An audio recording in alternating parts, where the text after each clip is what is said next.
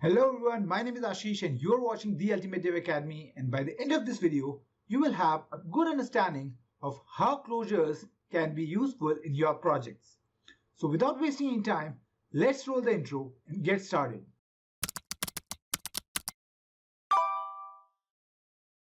So what are closures? A closure is an inner function that has access to the variables and parameters of its outer function even after the outer function has returned.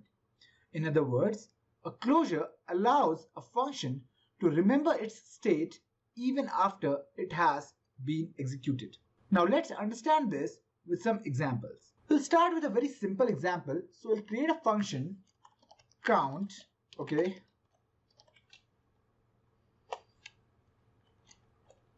Let's declare a variable counter and set its value equal to 0.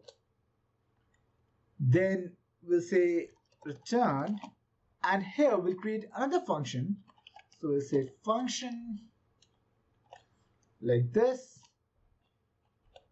and in here we'll say counter plus plus like this, and let's say console.log counter. Now let's create another function, say counterfunc like this, and we'll set its value equal to the count function like this. Now every time we'll call the counterfunc, we'll have the increment in the counter variable. For example, let's see. So if I say counterfunc like this, you can see 1. Now if I copy this and paste it again,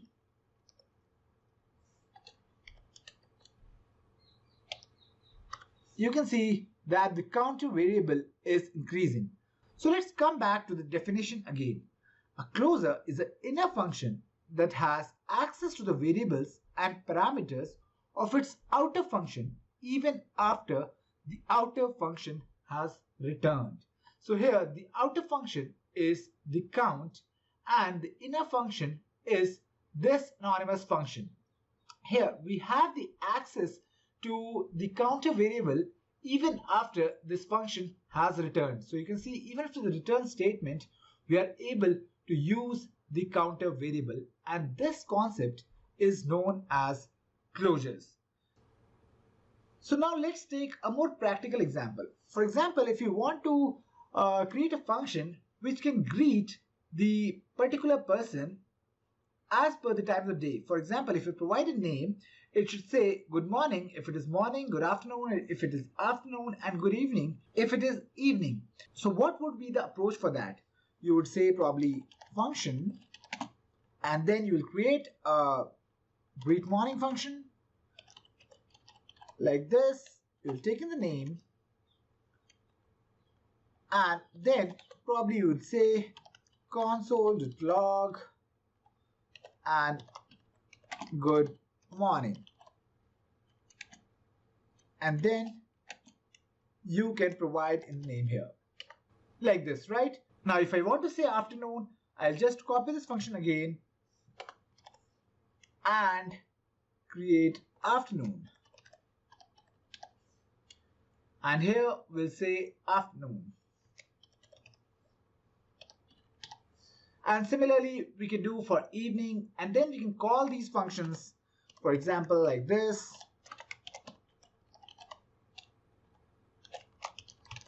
And obviously, we'll get on the console, good morning, Ashish.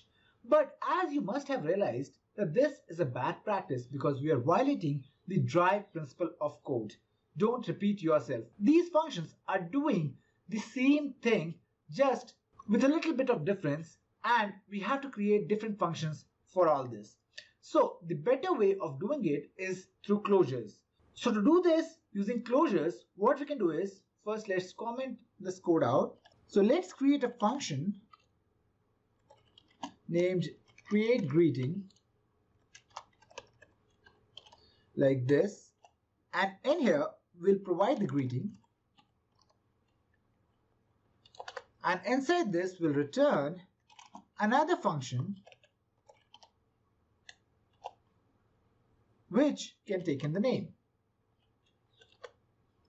And here we'll say console.log greeting, add in a space here, and then the name. Okay. Now you can see that we have an inner function, we have an outer function, and the inner function has the access to the variable of the outer function even after the return statement, and that is why it is known as closure. Let's see its output, how it is useful. So for that, we'll create another function, say greet morning, and we'll set its value equal to new create greeting, like this, with good morning.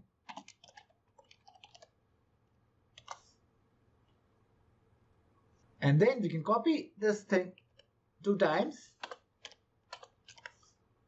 and here we can say good afternoon, and good evening here.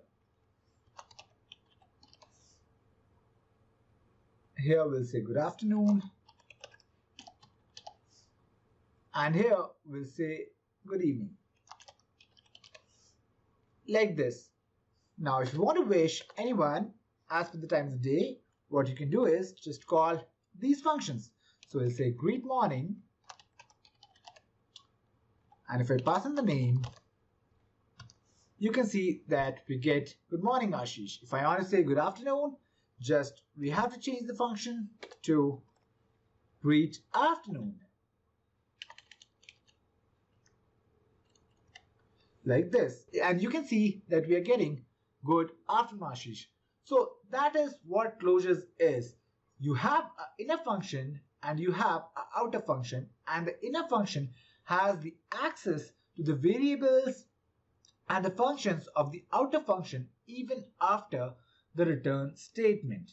If you want to see another example, if you want to add a particular number to another number, how to do that? For example, if I say that I had to add 3 to the number provided by the user, how to do that? The simple approach would be to take in a function,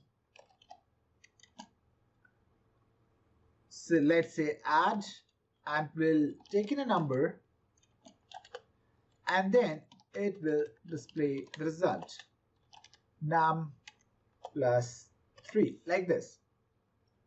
Now if you call this function with a particular number, it will add 3 to the number. For example, if I say 5, you can see that we are getting 8.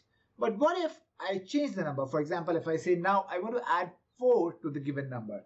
So probably you will hard code it here, or you will create another function with the value 4 here. The better way is again with the closures. We'll use the same concept. So what we can do is, let's change this here. So we'll say add 2, and here let's take it fixed num, the fixed number to which you want to add the number provided by the user, and here you will return another function which takes in the number from the user and it returns the num plus fixed num, like this. So this anonymous function, this inner function is the closure. Okay, so this has the access to fixed num even after the return statement. So if I want to use this closure, what we'll do is we'll create, for example, if I want to add 3, we'll say let add 3 is equal to new add 2, and we'll create 3, like this. Now if we call the add 3 function, so we'll get our result. So if I say 10 here, we should see 13 on the console, as you can see. So suppose you want to add 4 to the given number. So it will be simple, just copy this, paste it here, change this to 4, and change this value to 4, like this. And you got a new function which can add 4 to the given number. Just call this function. So we'll say add 4 and pass 10 in here, and you can see that we have got 14. So that is the concept of closures. Closures are one of those subtle concepts in JavaScript that are difficult to grasp at first. But once you understand them, you realize that there can't be a better way to do such tasks. So closure is an inner function which has the access to the variables and parameters of the outer function even after the return statement. I hope you now have a good understanding of how closures can be useful in your projects. Thank you for watching. If you learned something, don't forget to like the video, and if you're new here, consider subscribing. See you in the next video. Till then, take care. Bye-bye.